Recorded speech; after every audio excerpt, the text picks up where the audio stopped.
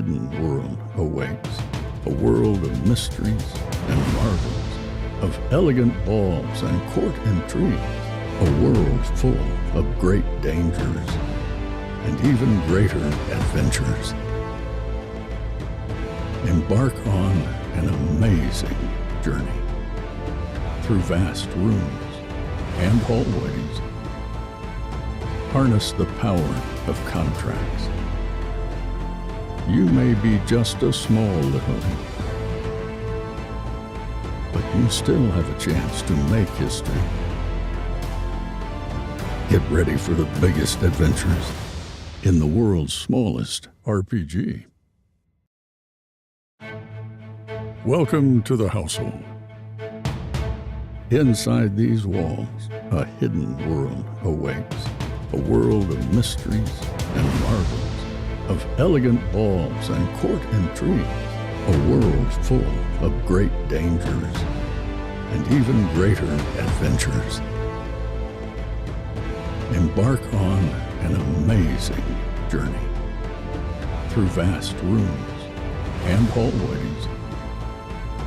Harness the power of contracts. You may be just a small little,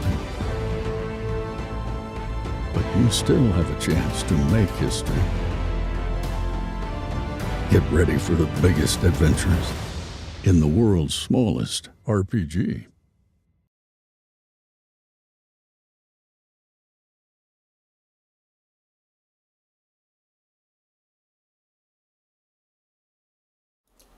Hello everyone, welcome back to our usual household live stream. First things first, last time we had a bit of technical issue, so let me know if you can hear me properly as soon as you hear me. So I think like everything should be working. And today we are here because we are starting the last 3 days of the Household RPG Collection campaign on Kickstarter. So it's already been a week. This was a very short campaign, Yes, like a 10 let's days remember campaign. that unlike our usual campaign, this has been very, very short, just 10 days long from the beginning all to the end, and it will end this Friday, not on Thursday like our usual campaign, but on Friday at 11 p.m. Central European Time, whatever that means. Where are you living right now? Thank you, Caterina. Thank you, Chloe. Yes, both of you. Yes, so 3 days left, and we just unlocked. I think yesterday night it was very Yesterday improvised, evening. like but maybe yesterday night, the evening, or tomorrow morning, very very early. I don't remember. We unlocked our 75,000 euros stretch goal right now. So yeah, we are here to talk a bit about these new characters that many of you has already seen and are interested in, as I may have taken here and there between our groups and servers, etc. And then we will see what's await us, since we have still, 3 entire days before the actual end of the campaign. Where will it actually go? I want to um, uh, I want to say to reassure the chat that there is no child being kept hostage. On the other hand, Simona is hostage in his studio, and his child is free to Ah, roam the house.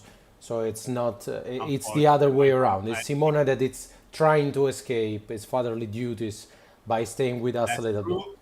Fortunately, my son Hector has been a little bit sick yesterday night, so he is not he wasn't at school today, and he's with grandmother right now, but it's very vocal. And the more he grew up, as Rico knows, the more vocal he becomes. Hi, Carrie. But yes, we should be. I closed like 3 times or my studio, so I think we should be safe, at least for now. I have to say, Simone, that you are also lagging a little bit, apart from the audio problem. So you are a plethora of of troubles today, but I'm used to it. So, guys, um, as Simone said, last 3 days of the campaign, we just unlocked John Sawyer, which might possibly, I believe, be our stupidest stretch goal yet. Possibly the biggest mistake of our life, but we'll make it work. And so, first things first, let's say hello to John. John Sawyer, mouse boy, rebel, fastest gunslinger with a salt box in his hand, a couple salt boxes in his hands, a barghest, and now a playable character or NPC as you prefer, in a saga of the Long Winter or Winter Never Ends, which is the 5e porting of the saga of the Long Winter. So, John Sawyer is a last minute idea, last minute addition. As you know, due to a last minute stretch goal on the first household campaign, we unlocked another character, and so we found ourselves with 29 characters inside the saga. 24 were actual, had their space inside the saga, and then we got we've got 5 wandering characters that can fit in any kind of scenario or adventure, and 29 was an odd number, and this campaign was going so well, and we decided to add a 13th character to the roster, which we are working on very quickly, because the books are about to go to the print house in weeks from now. They're mostly ready, so it's not easy to add another character, but we are loving him so much, and he's already becoming a bigger part of the saga than originally anticipated, because he's extremely cool, as you can see. So what can we say about John? John is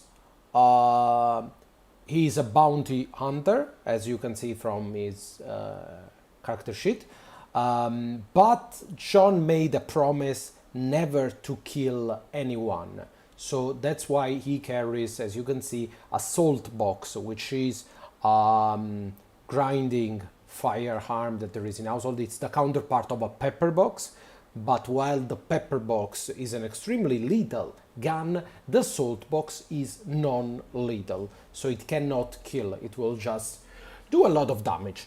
And the reason why John Sawyer promised never to kill anyone is because he wants to be as different as possible from a certain littling known as Elliot Crawford. Who is Elliot Crawford? You will have to read the Saga of the Long Winter to find out. But apart from being a bounty hunter on his, when he's on duty, John Sawyer is also a rebel and works for the Brambles, together with Gemma Reed, that you know of, for the independence of Brambletown. And so he fights against the evil sheriff of Nettlegum, who wants the Bramble to burn or surrender to the hearth. So yes,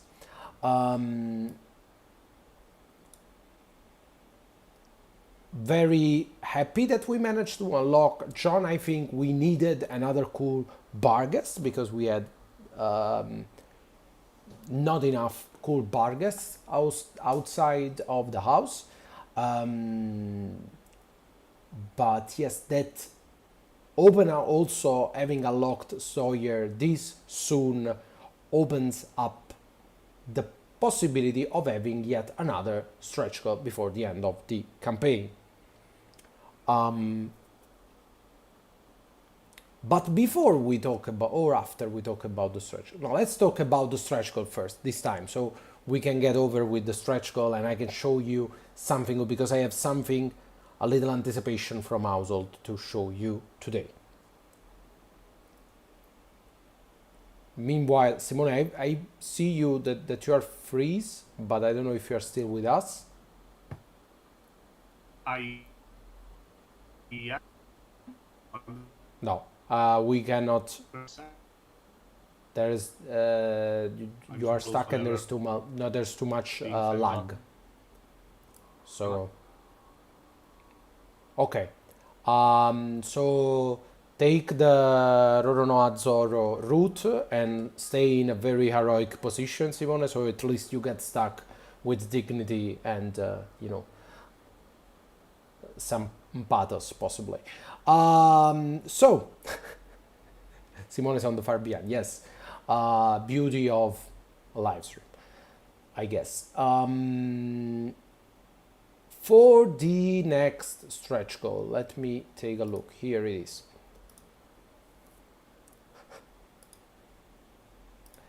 For the next stretch goal, we have decided to try and unlock another print that will be added to the Patron pledge or to the art print collection add-on, and also will be available as a regular add-on or as a subject you can choose from for your decorator pledge level. Sorry, a lot of hard words for me today. So Daniela made a weird decision this time, I have to say. She chose one of our favorite art, but she chose also a controversial, if not piece of art, a controversial character that she thought was missing from this campaign and was needed for this campaign. So at 100,000 euros, should we arrive that far in this campaign, we will unlock a print of Wise Paracelsus, which is also the cover for the Household Guide 5e. So here you can see it in all its magnificence. This is an artistic representation of Paracelsus holding what appears to be the shape of the house inside an household compass, because as many of you know, Paracelsus is the littling who invented the household compass, the compass that always points the exact center of the house in 3 dimensions. And also Paracelsus is kind of surrounded by this littling wandering around, representing the scope of his inventions, of his interest, because if you know household, Paracelsus is sort of like an extravagant Leonardo da Vinci of the household world, if you want. So yeah, I know Paracelsus, at least in Italy, at least for the Italian audience, is not a fan favorite character. He's because Italians are very tied to the Slua and to the Bogarts, so there is not much love for Paracelsus as a character, but we do think he's got one of the coolest designs in household. If you don't know the lore, he is the sprite of dust. He is born out of the dust, so he's kind of the personification of the dust inside the house. So that's why he's all white. Thank you, Gaia. We got some love for Paracelsus from the chat. And yeah, I think that Daniela, being the artist, Daniela chose the most cool looking piece of art. I think we can all agree on that. And also I have to say that we kind of denied her to have another fairy represented in this campaign, because there was an over representation of fairies on Daniela's side. So a little bit for every folk. Meanwhile, Simone, I think you are unstuck. I think I can see you moving. I think so. You can hear No, we can't. me? Yeah, following the chat here too much. Can't hear you, but still we got proof that you are alive and kicking with us. But today, apart from presenting this last stretch goal and tell you that there's only approximately 72 hours left to back this campaign, I also want to take the chance of this final live stream to show you a little preview or something that you will find next week in Household Volume 2, because next week we are delivering the final PDF for Household Volume 2, or at the end of this week, I don't remember, but soon enough. And the little preview that I want to show you is one noteworthy littling and a boggart known by the name of Humphrey Lockwood. And I know that's something that if you are an Household fan, you've been waiting for a while. So we're about to see how Humphrey is looking now, I believe 6 to 7 years after we've seen it last time at the beginning of Household Volume 1. Are we ready? I think so. So please welcome the littling known as the Nightingale, as most people will know him in Household Volume 2, or Humphrey Lockwood. He is as cool as a littling can be. Also a chance to introduce you to his brand new feather cloak, which is the reason why this black feather that he uses as a cloak, the reason why they, or at least some, call him the Nightingale. Abundance of belt. Yeah, you need many belts to survive in the...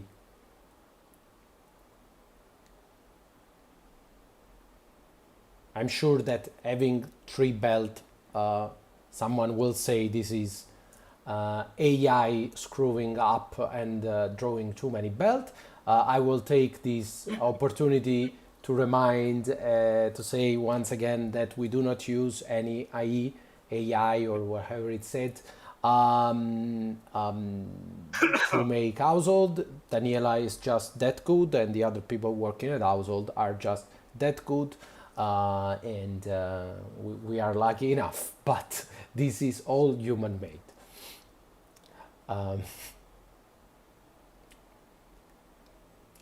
Sorry if I'm repeating myself, but today we are swarmed by people telling us not to use AI, which we don't and we have never done, but still, I believe that's the price to pay when you have such cool artists, so it's all good. But back to Household, back to Humphrey.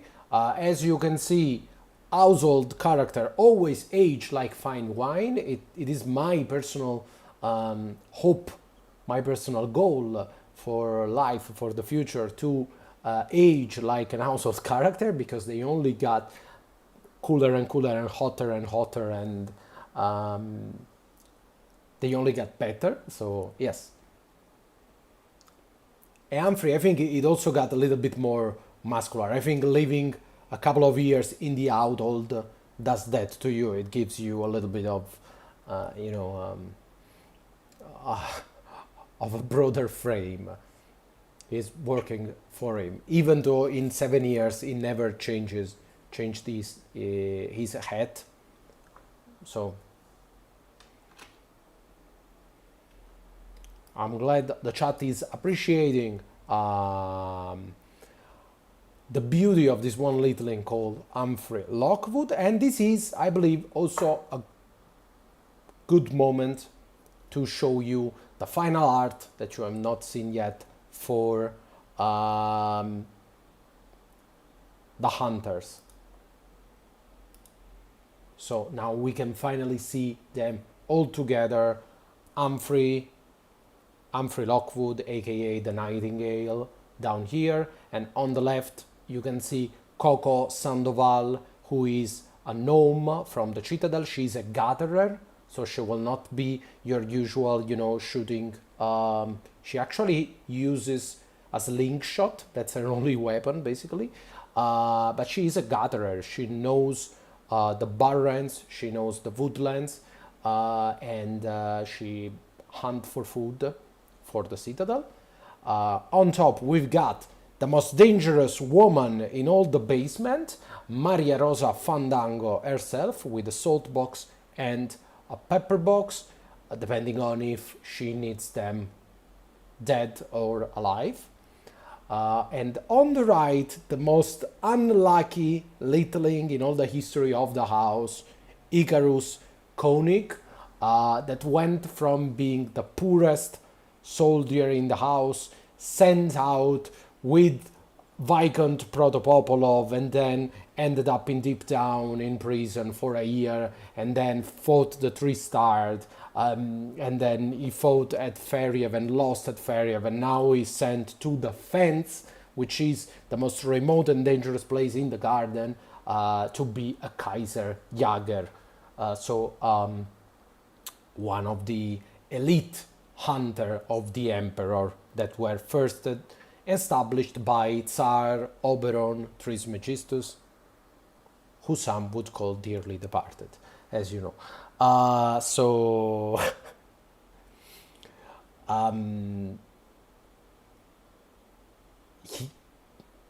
I believe these are 4 of the coolest littering that we got in household, but they weren't enough, so now there is a 5th hunter added to the roster, who is I just showed you a little before, who is of course John Sawyer, who's also a hunter. So a lot of hunters in the household. And then I also have another little preview for you today, and it's the final art for the duelists, which are, as you probably know, my favorite profession.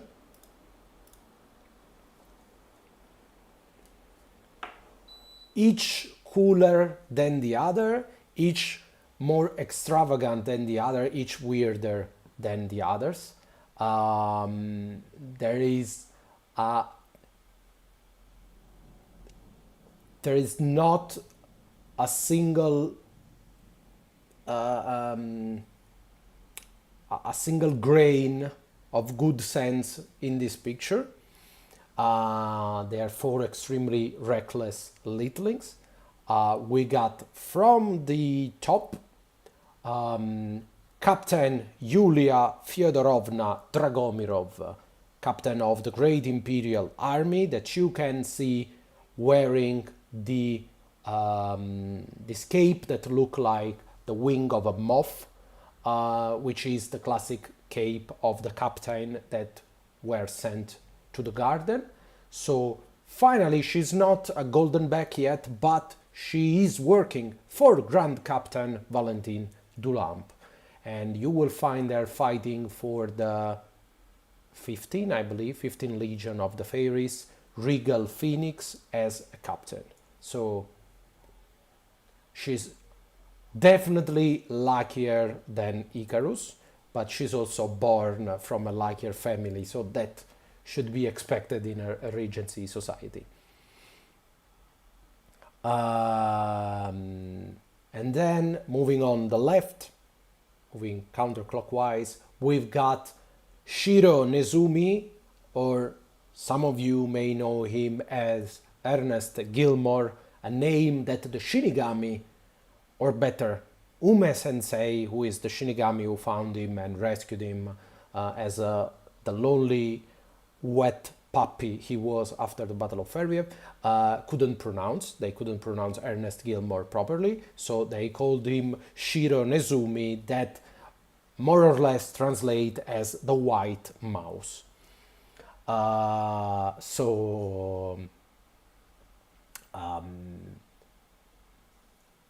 Very weird turn for Ernest Puff inside the house and the household. But now he's working as, he's a Ronin, basically. He was a Ronin up until you start playing. Basically, he was a samurai with no master, warrior with no master. But he had a life debt with a littling called Ume Sensei, who was dying of old age. So what would happen in this case, speaking about how the life debt for Shinigami works, if Ume Sensei would have died and Ernest wouldn't have had time to repay his life debt, then probably he would be stuck with terrible, terrible things for the rest of his life. So Ume Sensei decided to give away his contract and Shiro's life debt to a certain littling that goes by the name of Tentomushi Soya, that you know probably from the previous live stream. Is, let me see. So this one, the one with the orange reddish armor. So now, due to this life debt that has been inherited by Soya, Shiro is contractually bound to be Soya's best man, Soya's servant, Soya's protector. I don't know. Depend on how you want to play that out. So expect a great team up of the White Mouse and the Ladybug Samurai Soya-sama. By the way, I believe Shiro, or Ernest as you want to call him, had the best glow up in all household history. We can all agree on that.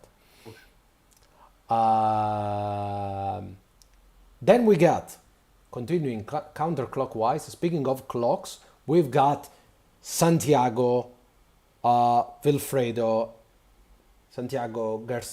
Vilfredo Eduardo Ramirez Villar, son of Don Ramiro Villar, who is wielding his house famous lancetta, which is a clock arm, and you can see the lancetta here on my head. I'm always very proud of my household weapons. So Santiago fell from the window after the Battle of Ferriev, found himself lost in the garden, and now he works basically as an assassin, killing people, but he only kills people who deserve to be killed, people that he wants to kill, or people that he's paid to kill. So at least, you know, there is some kind of code. It's not much of a code. It's more it's a broad spectrum, definitely, but is getting there.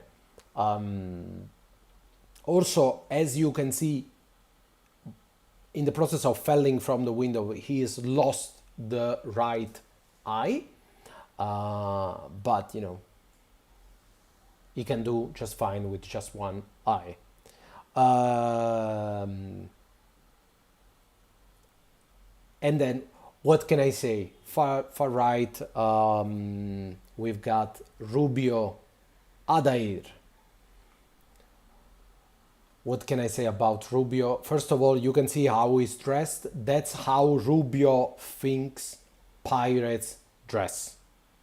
Let's start by saying that Rubio is a pirate, but he never met a single pirate in his life, doesn't know basically anything about piracy, has never been on a ship or in a sea. for what it's worth. So let's say there is room for improvement in Rubio's piracy. So yes, it's okay to dream, Gaia. At least he's trying. At least he wants to, he's he's dressing for the job he wants, not for the job he has. Definitely. It's the embodiment. So also two cool things about Rubio. First of all, he's welding a semi-thorn. So it's a scimitar, but it's also the thorn of rose. It's a very, very rare weapon because roses in household only bloom in spring and only in a certain place, which is extremely ugly place, which is Mirkbush Grove. And also, if you've got a scimitar, and I believe you got the scimitar, Simone. I don't know if you can hear me, and I don't know if it's close to you. Yes, I can hear you. Yes, I have the scimitar. Right. Okay, can you show it? It's there, or because Simone got a life-size scimitar. And also, if you own a scimitar, you have to put it in water every couple of days so it stays green and it stays sharp, because otherwise it will become brittle and it will break. So very important that you keep a jar of water or that you live near a sea, if you want to keep your scimitar in its best shape. Second cool thing about Rubio Adair is that you can tell by the surname, by the family name, Rubio is the brother, actually the twin brother of a certain sylph that you know of, who is Chauvin Adair. Now, as you know, when you are the son of sprites, you can born of any kind of elements. It's not like, so we don't know what kind of sprites Rubio's and Chauvin parents were, but it's entirely possible in household that two twins are born, one a sylph and one a salamander. So there will not, Chauvin will not be in a saga of the Long Winter, but many people who have met Chauvin will be. So maybe they can help this little guy know at least that he's got a sister, because we don't even know if Rubio knows that he got a twin sister somewhere inside the house. But I like to think, knowing Rubio, he is definitely not the classic stereotype of the salamander. So knowing Rubio, I think it's safe to say that they've got several sprites, several sylphs in their family. So it should be that would explain a lot. Gaia, yes, that's beautiful. I will put that into the guide if we make another guide. The sprite baby shower to find out your element, your sons, your children element.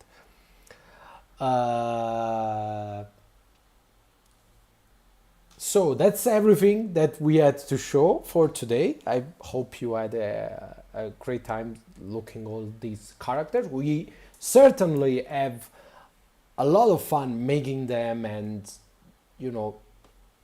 sending them into the world and see what use of them you will make and how you will have them interact with each other. So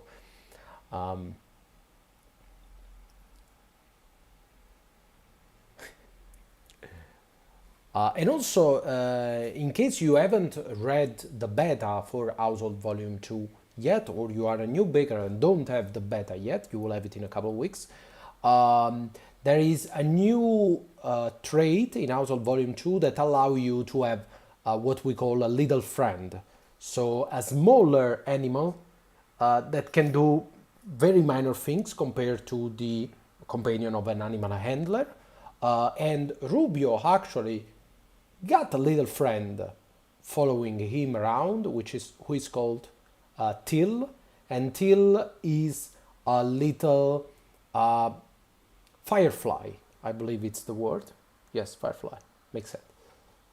I'm quite positive firefly is a word. So he will have this little firefly called Till flying around him and helping him out as best as she can, which is not very much, because she is a firefly. It's firefly. Okay, thank you, Katerina. Head. Does John Sawyer have a unique personal contract? If he promised to kill nobody, it's true. Could other place an NPC take his contract too? No, he doesn't have a contract. For that, it's just a promise that he made to himself. On the other end, there is a weird thing with Shiro that might resonate with what you are saying. Shiro, for example, our Ronin, here dressed in blue, Shiro is a boggart, but when he first met a Shinigami called Ume Sensei who helped him, he gave his word of honor, and we know that boggarts are bound by their word of honor, that he will repay his debt and respect the Shinigami culture as a way to say thank you to Ume Sensei who saved his life. What Shiro didn't know is that by doing that, by accepting a life debt and also to respect the Shinigami tradition, and as you probably know, the Shinigami contract forces you, binds you to the life debt, which means that a Shinigami, if you save their life or if you spare their life, they have to repay you with their life. They have to follow you until they repay you with their life. By giving his word of honor, Shiro has involuntarily taken the counterpart of the Shinigami contract. So, for example, in Shiro's case, now he's got one contract but two different counterparts, because by giving his word, he has kind of tied himself to this other contract. So that's a little bit, that's heavy on him. But if you know Ernest or Shiro, you wouldn't expect any less of him. So yes, that, for example, you will find this into Shiro's background. This is a good example of how someone can find themselves tied to a different contract, even a different hereditary contract in this case. And we got also an example of a character who got no hereditary contract, which is Achilles, and it's on the Household Guide. Ernest is not the sharpest knife, probably, yes, but he is a good littling, a good boggart, and a good man all around.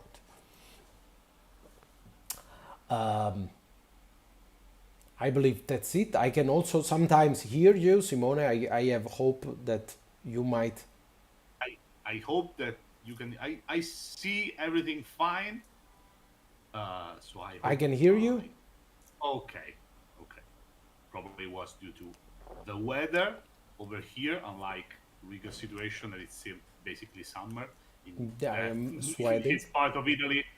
Here we've been struck with pretty severe bad weather, maybe extreme weather, if you know, if you read the Household Volume 2 books. Sorry for the delay. At least, thank you, Chloe. Thank you. So sorry if I look down, because I'm not putting YouTube on computer, just on the phone to avoid stressing out my connection further. But yes, I think we spoke about a lot of things, and we've been talking about 40 minutes now. Thank you for all the love you have for our characters. As you know, characters are the core of one of the core of household. We really love our pre-made character, their story, how they intertwine, um, what we make with them, and what you make with them. Thanks to the all the information you have two entire chapters. It means 8 different season, 2 years of the lives of the listlings in your own hands. And you will see there's a lot in the saga, a lot of things happening, stories intertwining, and really a lot of things going on. And the stakes will become bigger and bigger and bigger. We were just rereading a lot of things we just wrote about the saga, and we thinking about the first introductory, adventure by these same Litlings. It's unbelievable that now they are there, like taking part, a huge part in a lot of really huge events, talking with sentient beasts and striking contracts and doing unfathomable things. But yes, that's the core of household. Especially Gunther. Gunther, it's unbelievable the arc Gunther is that Gunther really had. at the center of And a series of incredible stuff. In the first volume, Gunther was doing his part in a lot of stuff, but had his own um, road somehow. Now he's at the center of the sea for as many parts as you may know, and the epilogue, guys. The different epilogues that will revolve around every single character there is. They are mind blowing. A lot of things happening, things changing in every single part. And I hope you will finally grasp how much you can do with household if you start to, use all the potentiality of the lore, the characters, and how things actually works in the game. so, 72 hours to go, 3 days, exactly 3 days until the end. Next stop is 100k for the print of Wise Paracelsus. You can see in his little dusty eyes that he's keeping some secret, that he knows something that we do not know, and it will be the perfect conversation starter to have a Paracelsus print in your hallway, for example, in your living room, and people will come over and you will say, oh, have I ever told you about the great betrayal that happened in year 25 after the disappearance of the master, and how long the Bogart Exodus was thanks to this little guy. And it's good conversation. Yes.